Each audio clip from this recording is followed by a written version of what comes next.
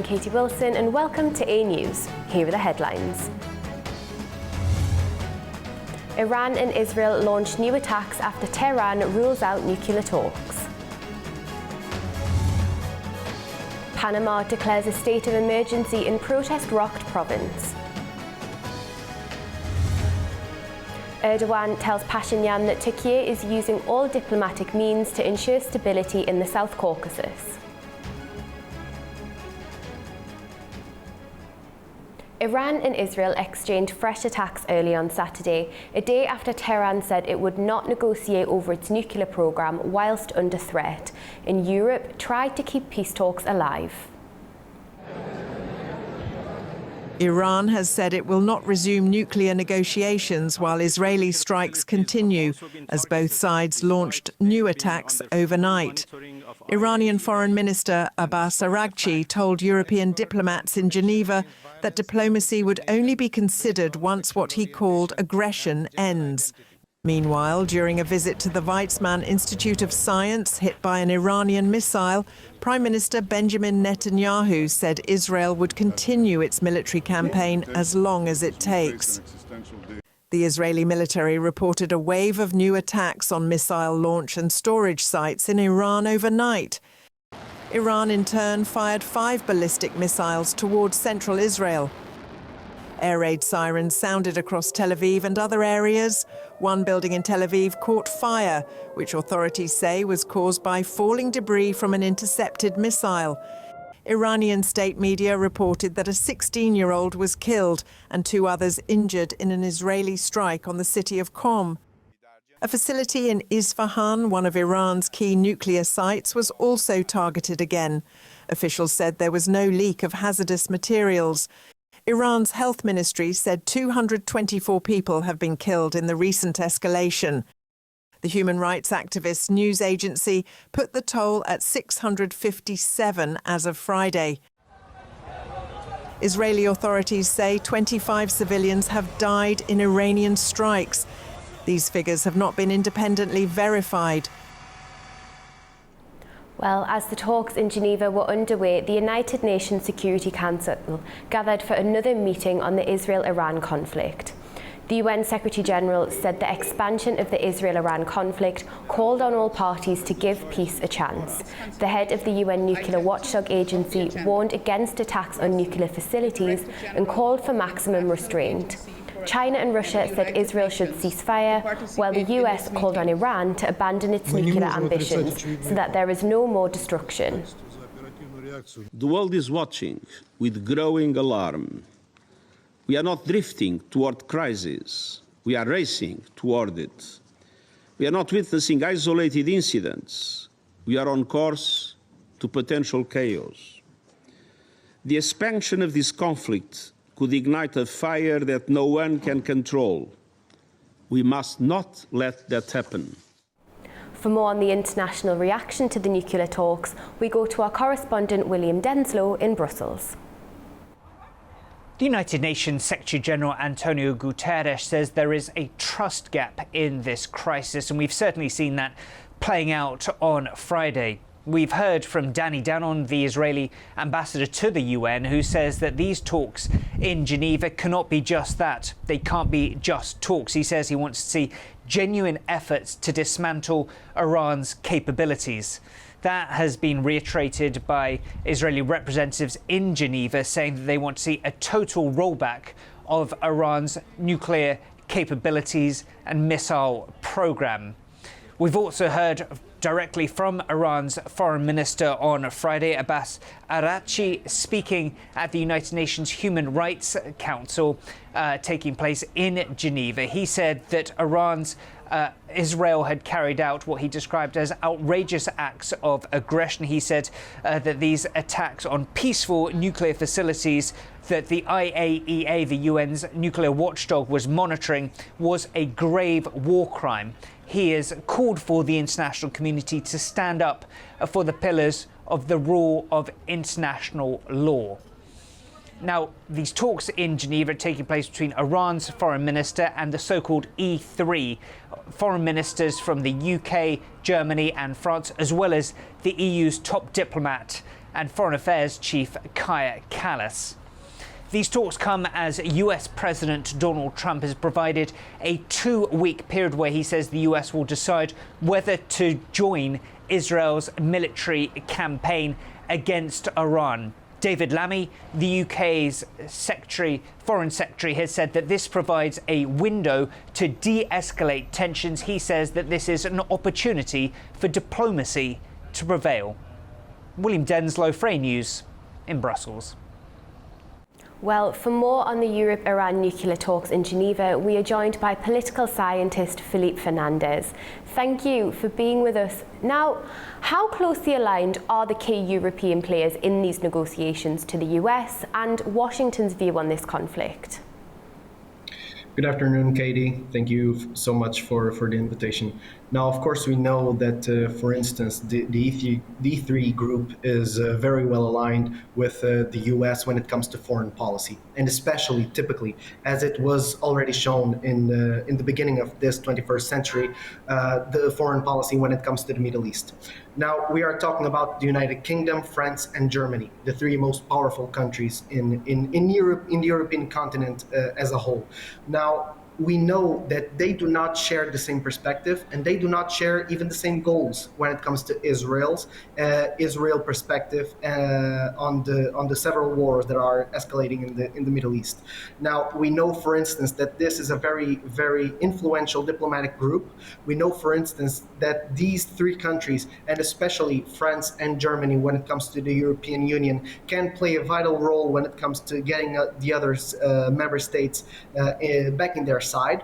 Now, we also know that France, for instance, has a very peculiar perspective on the Middle East, and especially when it comes to Israeli activity, due to the French interest in Lebanon, with a very big French community in Lebanon, and all the trade that France and Lebanon have been having for the past few decades already.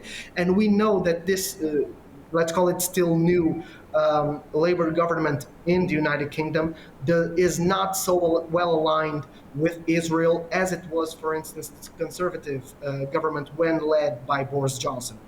Of course, we know on the other side that the US is not necessarily interested in a de-escalation of the conflict, is more interested in supporting Israel with the narrative, with the perspective that we need to stop Iran from their development on their nuclear program.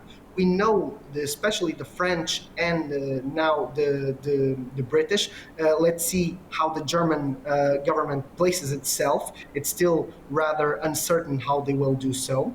But we know that these European countries have a different perspective when it comes to having Iran on the table. And so we had a very brief but very important meeting and conversation between the foreign policy ministers of the EU with the foreign policy minister of Iran to try to get them on the table and try to get a de-escalation, because we know that Iran at this stage is not capable of competing with Israel, especially because Iranian proxies in the region, such as Hamas, the Houthis, or Hezbollah, have been taking massive blows from the Israelis in the past few weeks. Now, I want to talk about this a bit more. Obviously, we are seeing Iran's retaliatory strikes, and they're causing significant damage to sites in Israel. So, in your view, how long can Israel sustain these strikes on Iran, given that we're seeing such retaliatory damage? So that's a great question, and that's the great question of the moment, because it's really uncertain. Now, we know, for instance, that Iran has been relatively successful overcoming the Iron Dome and getting successful attacks in Israeli soil. But on the other hand, we know that Israel is using new military technology that we are not completely aware of, so we do not understand at this current moment, at this present hour, how much they can take, how much they can produce in retaliating to Iranian attacks. And we don't know as well how long the Israeli infrastructures, the civilian protection infrastructures, can take these massive blows. So I think that given the political cohesion that this sort of activity, this sort of warfare in the Middle East produces in the Israeli community, in the Israeli society, with a very strong and very cohesive support from the American government led by the Donald Trump administration, and given this uncertainty of how well connected, how well successful this new military technology from Israel can be, how long they can take. I would say that given precisely the Iranian proxies in the region being so fragile at the moment, that Israel can take clearly 2 or 3 months with this escalation. Now, the other question is, how long can Iran take? Because we know that Iran is going to negotiate to the negotiation table, because they know that at the moment they still cannot endure the Israeli military capabilities. And there's another aspect that needs to be brought into the equation, and that's the cyber warfare. And we know that Israel is well developed on that, better developed than Iran at the moment. And so we don't know how much or how long these two countries can take this warfare, but we know for a fact that Israel is more prepared than Iran at the moment. Really great to have you on the programme there. Thank you so much for your insights. Thank you so much. Now, the Netherlands is beefing up security ahead of next week's NATO summit in The Hague. Thousands of soldiers and police officers are to secure the event, while the Navy has deployed 7 frigates to monitor sea and air activity. Leaders from 32 NATO countries, including US President Donald Trump, French President Emmanuel Macron, and UK Prime Minister Keir Starmer, are heading to The Hague for next week's summit. As the city prepares to host the high-level gathering, the Netherlands is launching its largest ever security operation to ensure the event runs safely. The Dutch Navy has deployed 7 frigates, and Belgium has added 1 vessel to monitor activity at sea and in the air. The operation, called Orange Shield, involves thousands of soldiers, police officers, maritime helicopters, secure motorcades and sea patrols. The danger is that we can be surprised by a threat which is coming to the NATO summit, and we want to prevent that. So the aim is to observe everything what's happening in the area, at sea and in the air, and therefore we are operating here. And in the case of an escalation, we can conduct operations to ensure the safety of the NATO summit. Security officials say no specific threats have been identified, but the early announcement of the summit gives potential attackers time to plan. The Netherlands currently has a terrorism threat level of 4 on a 5-point scale. NATO leaders are expected to agree on a new defence spending goal of 5% of GDP at the summit in The Hague, a move seen as a major diplomatic win for US President Donald Trump. The target includes 3.5% for core military spending and 1.5% for areas like infrastructure and cyber defence. Trump, who has repeatedly pressed allies to spend more, is likely to claim the agreement as a personal success. Well, I think NATO should have 5%, yeah. But experts say the real test will be how quickly the pledge is implemented, with member states divided over a timeline. Analysts say the summit aims to reaffirm NATO's unity and credibility. A short final communiqué is expected, focusing on the 5% goal and alliance solidarity. Russia and Ukraine both reported strikes on each other's military and energy infrastructure on Friday, as fighting on the front line continued.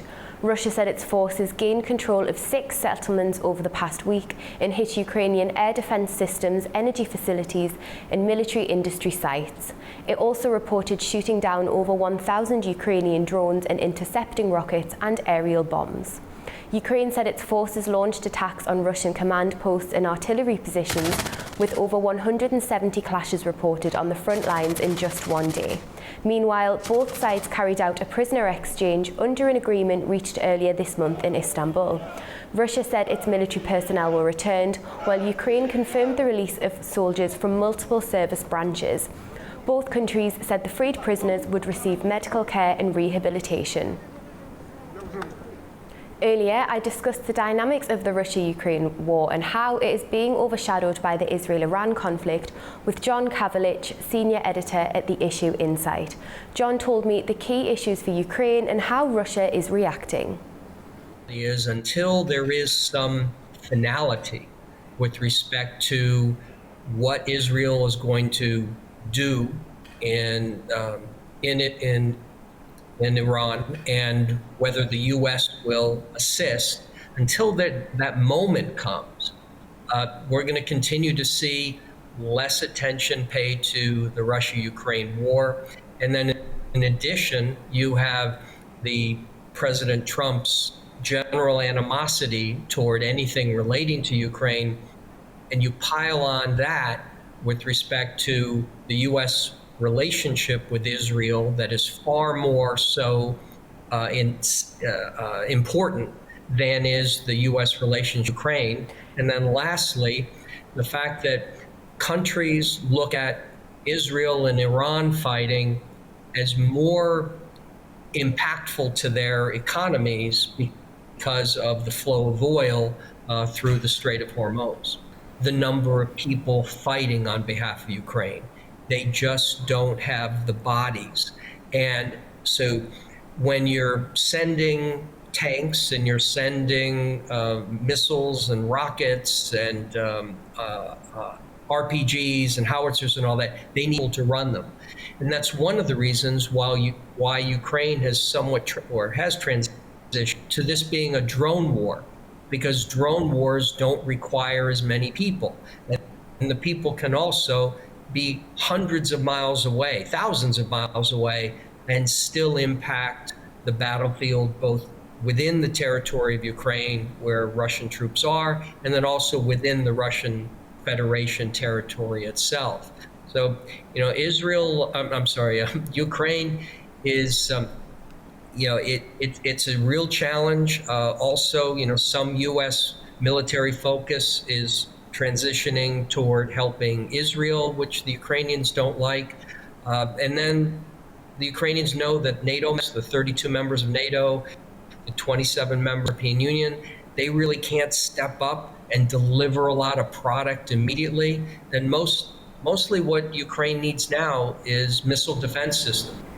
Panama's government has declared a state of emergency in Bocas del Toro after protests over pension reforms turned violent, with widespread vandalism hitting the region. Authorities are taking tough action to restore order. Panama's government temporarily suspended certain constitutional rights in the western province of Bocas del Toro on Friday, following a wave of violent protests and attacks on businesses and government offices. The move comes after more than a month of nationwide demonstrations against a controversial pension reform law passed in March. The unrest has been particularly intense in Bocas del Toro, where workers from a local Chiquita banana plantation have played a central role. On Thursday, tensions escalated sharply, prompting the government to declare the situation had become dangerously unstable.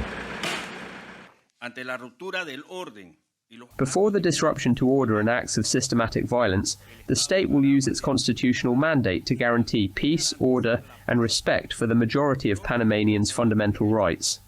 For this reason, the national government has decided to declare a state of emergency and suspend constitutional guarantees throughout the territory of the Bocas del Toro province for 5 days to restore peace and order. This measure is taken to prevent radical and criminal groups from meeting to organize acts of vandalism and violence that could put at risk property, people, and disturb peace and order. Chiquita condemned the strike action by plantation workers as an unjustified abandonment of work and terminated thousands of employees. Many of those workers later withdrew from the protests after negotiating the partial reinstatement of benefits lost under the pension reform. Despite the withdrawal of Chiquita workers, road blockades in the province remain in place. The government has not confirmed who is currently maintaining the blockades, as labor unions continue to lead protests in other regions of the country.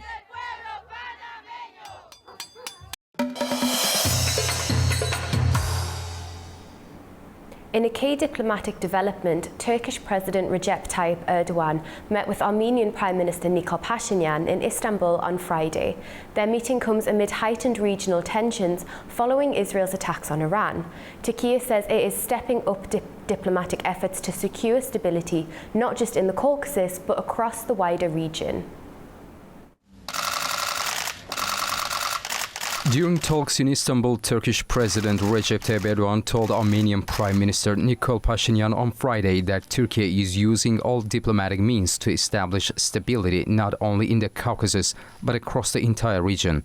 According to Turkey's Communications Directorate, Erdoğan emphasized that Ankara is engaged in ongoing diplomacy with other regional leaders to help reduce risks linked to the escalating violence set off by Israel's recent offensive against Iran. Erdoğan underlined the significance of the consensus achieved so far in peace negotiations between Azerbaijan and Armenia, particularly in the current volatile regional context. The two leaders discussed the latest regional developments, the state of direct contacts between Ankara and Yerevan, and the broader peace and dialogue initiatives aimed at the South Caucasus. Erdoğan indicated that Turkey would maintain comprehensive support for regional development efforts, advocating what he described as a win-win approach for all parties involved. The meeting also addressed potential steps to further the normalization process between Turkey and Armenia, a process that has gained renewed momentum over the past year.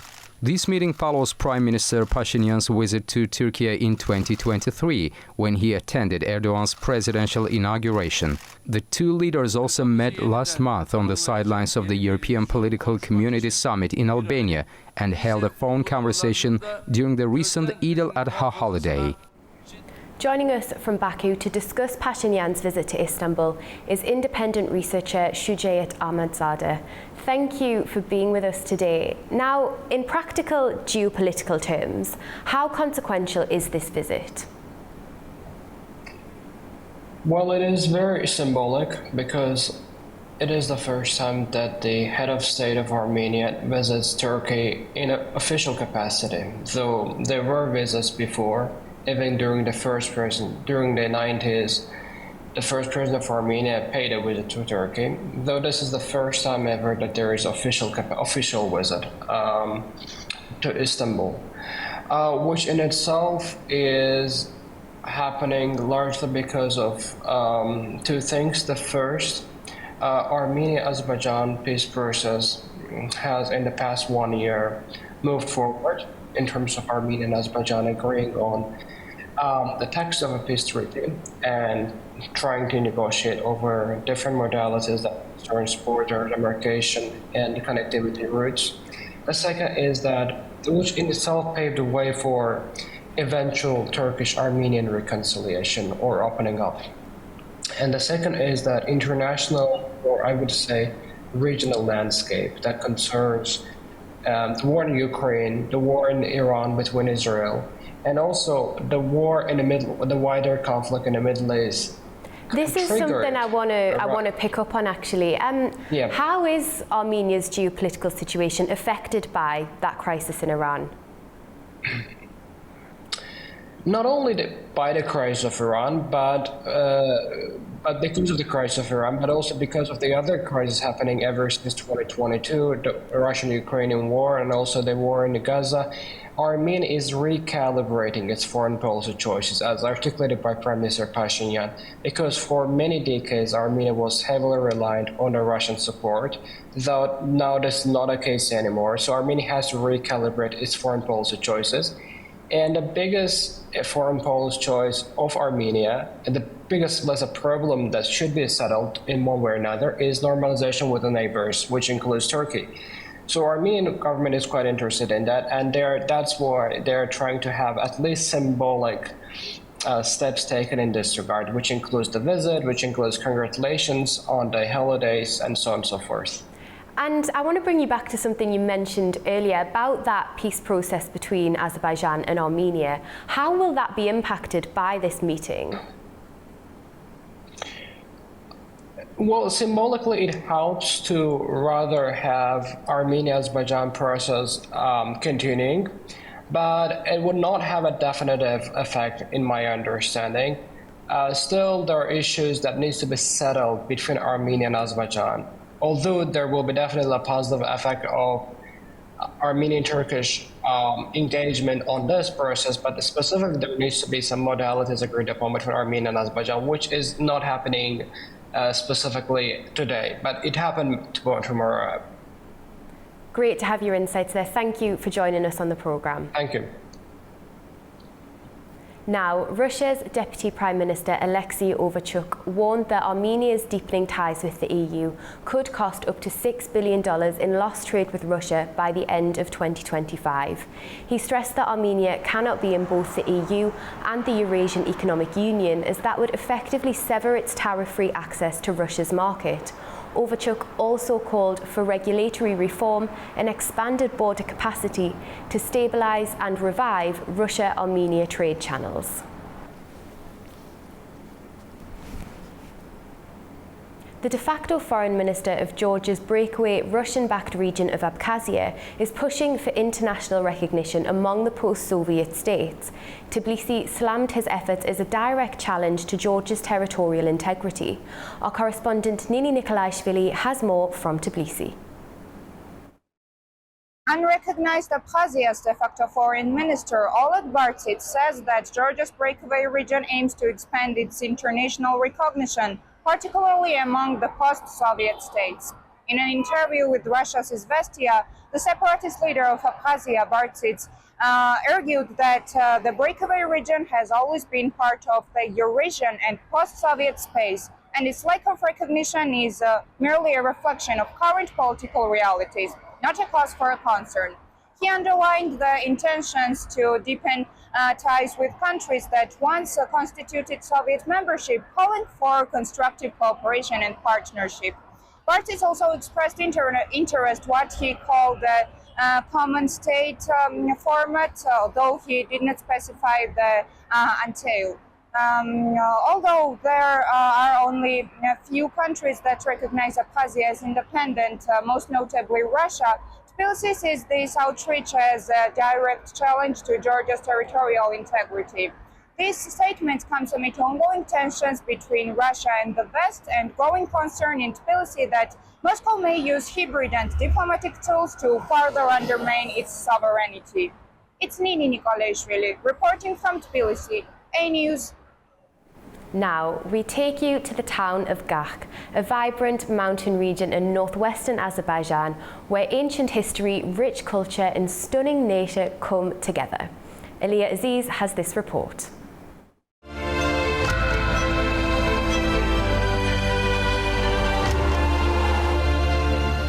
We are here in Gakh, a vibrant, mountainous town in the northwestern region of Azerbaijan, where history, culture, and nature come together in one of the country's most captivating regional destinations.